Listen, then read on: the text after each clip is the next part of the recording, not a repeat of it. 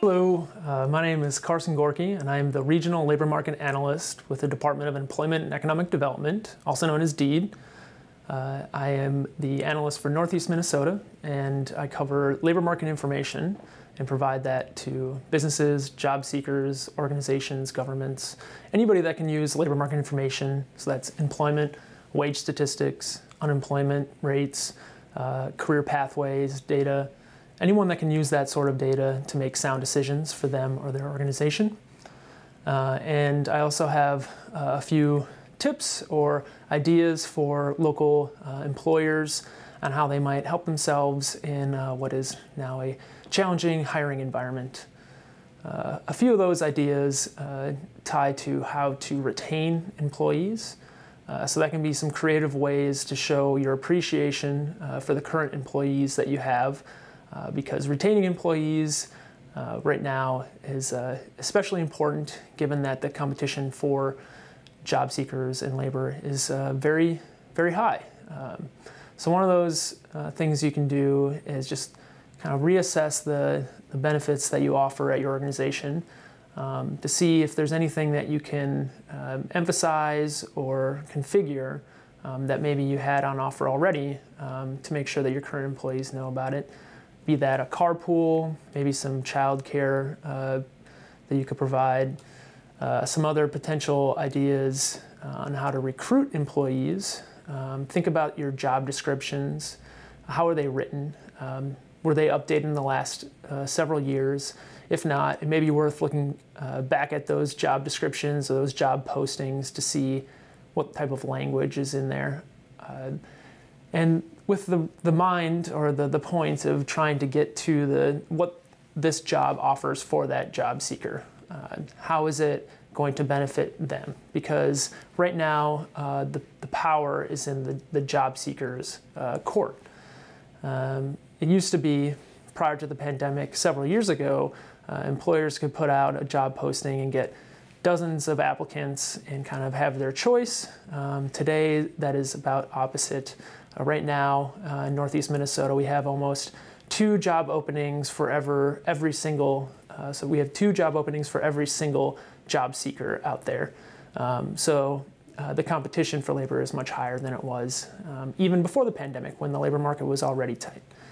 So anything you can do to make your position or your organization more appealing to the job seekers out there is going to be of benefit. Some other potential ideas or ways to benefit your organization could be looking at flexible scheduling. There is a program on the Iron Range right now, the Flexible Family Employer Program, and it looks at how businesses can offer different creative benefits that distinguish them as a family-friendly employer, be that flexible scheduling, childcare, shifts that fit a family schedule. So, for example, 9 a.m. to 3 p.m. schedules so that parents can be there to drop their children off at school and pick them up from school or daycare. Paid time off is another example, parental leave. Those types of things that businesses can offer to kind of separate themselves from others and make them more appealing to the job seekers that are out there. There are many ways that you can creatively do that. So I just suggest that you try and get creative and think about the ways that your business or organization can really stick out in what is truly a historically competitive labor market. DEED just recently released its second quarter of 2021 job vacancy results. DEED conducts a job vacancy survey every second and fourth quarter every year. And the results of the most recent job vacancy survey show a historically high number of job vacancies, both throughout the state and in Northeast Minnesota. Minnesota had 205,000 open jobs as of the second quarter, which is 60,000 more than any other quarter in the history of the survey. Likewise, Northeast Minnesota had upwards of 13,000 open jobs in the second quarter. Again, almost double what we had in the second quarter of 2021. So there are a lot of job vacancies out there and not as many people to fill them, as unemployment has fallen since April and May of last year. A bigger issue is folks that have left the labor force.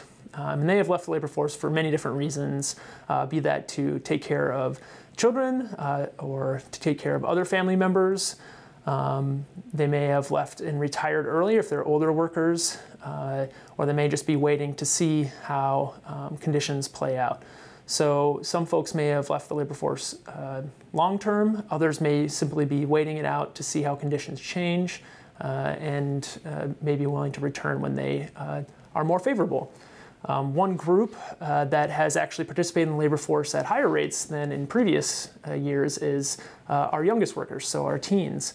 They have seen all of the opportunities, the rising wages, and actually have taken jobs at higher rates than they have in the past. So that could be another pool that employers could look to potentially hire from that they hadn't in the past. Thank you for your time.